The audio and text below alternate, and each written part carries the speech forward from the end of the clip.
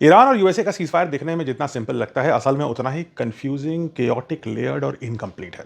क्योंकि सीज़फायर का basic concept बहुत सिंपल होता है। मैं फायरिंग रोकूंगा, तुम भी फायरिंग रोक दो। मतलब फायरिंग बंद होगी दोनों साइड से। लेकिन असली सवाल हमेशा ये रहता है कि पहले कौन रुकेगा, यानी पहले गोली मारना कौन रुकेगा और किसकी कंडीशंस पहले मानी जाएंगी। अब करंट सिचुएशन में अगर हम देखें तो डोनाल्ड ट्रंप ने अनाउंस कर दिया हम ईरान पे बॉम्बिंग रोक देंगे, लेकिन ये इस बात पे डिपेंड करता है कि ईरान तुरंत और सुरक्षित तरीके से स्ट्रेट ऑफ हॉर्मुज को खोल दे। यानी यूएस अटैक रुकेगा, लेकिन कंडीशन यह है कि ईरान पहले स्ट्रेट ऑफ हॉर्मुज को ओपन करे। चलिए यहां तक तो क्लियर है। सुनने में ये डील सिंपल लगती है, स्ट्रेट खुलेगी, ऑयल फ्लो शुरू होगा, अटैक्स रुक जाएंगे। लेकिन जैसे ही थोड़ी सी परत को कुरेदते हैं, डीपर जाते हैं, तो पिक्चर बदल जाती है। ईरान इसी कंडीशन को अलग तरीके से फ्रेम कर रहा है। स्ट्रेट से सेफ पैसेज पॉसिबल होगा, लेकिन ईरान की आर्म्ड फोर्सेस के कोऑर्डिनेशन के साथ और टेक्निकल लिमिटेशंस को ध्यान रखते हुए। यानी ईरान ने इस पूरी चीज को, जो एक सिंपल सा स्टेटमेंट था, उसको बहुत नुआंसेस के साथ, कंडीशंस के साथ डिफाइन कर दिया, वेरी क्लियरली डिफाइन कर दिया। अब इस स्टेटमेंट को डिकोड कीजिए। ईरान कह रहा है कोऑर्डिनेशन के साथ, यानी कोऑर्डिनेशन का मतलब क्या होगा? क्या ये सिर्फ परमिशन देगा, या पेमेंट लेकर के परमिशन देगा, या एस्कॉर्ट करेगा? और टेक्निकल लिमिटेशन का मतलब क्या है? नेविगेशन इश्यूज या पानी में बिछी हुई माइंस? यानी सेम सेंटेंस, लेकिन मीनिंग पूरी तरीके से ओपन एंडेड है और ओपन टू इंटरप्रिटेशन है। और सबसे इंटरेस्टिंग बात यह है कि स्ट्रेट ऑफ हॉर्मुज टेक्निकली कभी ऑफिशियली क्लोज हुआ ही नहीं था। इवन ड्यूरिंग द वॉर नहीं हुआ था, टेक्निकली बात कर रहे हैं। वो हमेशा ओपन था, लेकिन शिप्स नहीं जा रही थी क्योंकि रिस्क था अटैक का। तो सवाल यह है, अगर सीज फायर की शुरुआत ही सेफ ओपनिंग पर डिपेंड करती है, तो ये सेफ ओपनिंग को डिफाइन कौन करेगा और कैसे करेगा? क्या अमेरिका करेगा, ईरान करेगा, इसराइल करेगा, या ग्राउंड रियलिटी होगी? और यहीं से कंफ्यूजन मल्टीप्लाई भी होना शुरू हो जाता है, क्योंकि दूसरा सवाल भी है, सीज फायर लागू कहां होता है? क्योंकि इस वॉर का एक हिस्सा तो ईरान में है, मान लिया, लेकिन दूसरा और इक्वली इंटेंस हिस्सा लेबनान में चल रहा है।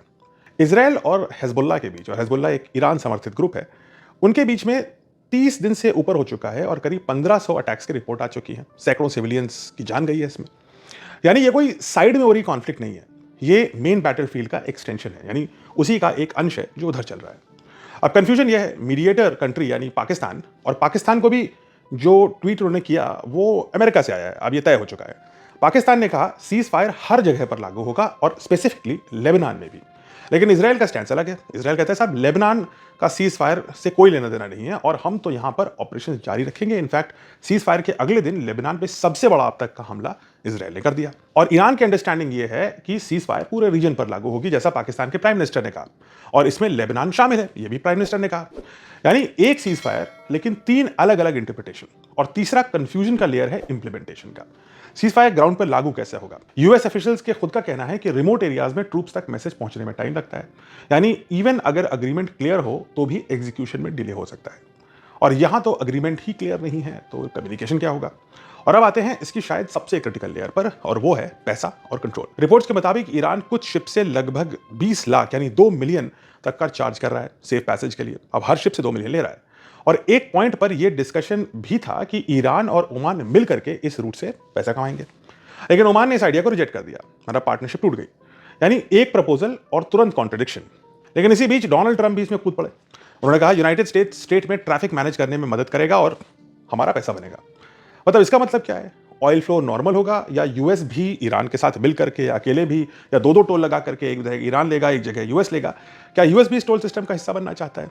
और ट्रंप का कैरेक्टर ऐसा है कि अगर पैसा बनाने की बात आती है तो वो अपने आप को ऐसी डील से अलग करने में थोड़ी मुश्किल पाते हैं। रिपोर्ट्स ये भी सजेस्ट करती हैं कि ट्रंप ने आइडिया दिया कि शिप्स पेमेंट करें और यूएस को हिस्सा मिले। यानी सिक्योरिटी और बिजनेस एक साथ अब मिक्स हो चुका है। और ओवरऑल पिक्चर ये है कि सीज फायर के टर्म्स अनक्लियर हैं, हॉर्मुज का कंट्रोल अनक्लियर है, लेबनान में लड़ाई चलेगी या नहीं चलेगी ये भी अनक्लियर है, और हॉर्मुज पे पैसा लिया जाएगा या नहीं, और अगर लिया गया तो कौन कौन बांटेगा ये भी अनक्लियर है। और ये सब उस वॉर के बाद हो रहा है जो पहले ही नेगोशिएशंस के बीच से ही शुरू हुआ था। यानी इशू पहले के अनरिजॉल्व थे और आज भी हैं। Nuclear programme, sanctions, missile capabilities, regional influence, इनकी तो शायद अब बात भी नहीं हो रही है। ज्यादातर बात ये टोल कलेक्शन और स्ट्रेट ऑफ हॉर्मुज की हो रही है।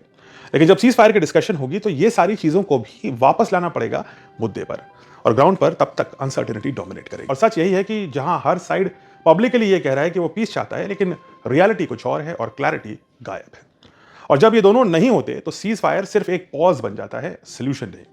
तो अब सवाल ये भी है कि क्या ये सीज फायर टिकेगा या अपनी कॉन्ट्रडिक्शन की बोझ से अपने आप टूट जाएगा।